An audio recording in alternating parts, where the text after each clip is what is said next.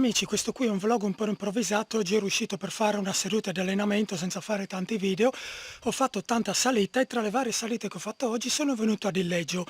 Proseguendo oltre la frazione di Illeggio, frazione del comune di Tolmezzo, c'è Pian di Lunge, che è qualche chilometro più su. Non so neanche se la strada permetterà a una bici da corsa di andare. Fino a un certo punto credo di sì.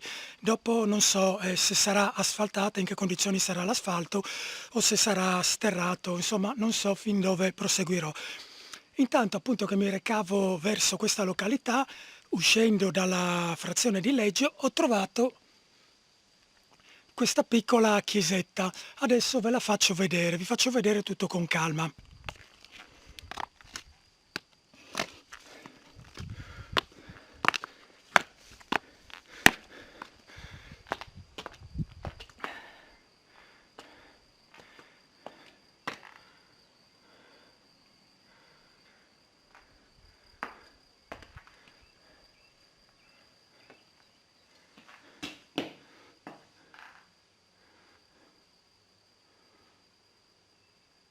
Vedete, c'è scritto nell'anno del Signore, qua c'è la data 1967, in onore di San Paolo Apostolo, e dentro c'è scritto sono Gesù che tu perseguiti, e poi sotto ci sono delle altre scritte, amatevi, e poi altre scritte sono cancellate, non si leggono, si legge solo carità, e dall'altra parte fuggite alle passioni e troverete la pace nel cuore. Ecco, come potete vedere, molto piccola, molto carina.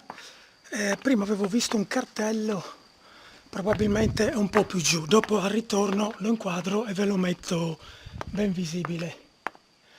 Ecco, niente, era solo per farvi vedere questa chiesetta. Bene, per questo brevissimo vlog è tutto. Vi ringrazio per avermi seguito sin qui. Un saluto sportivo da Luca Oral.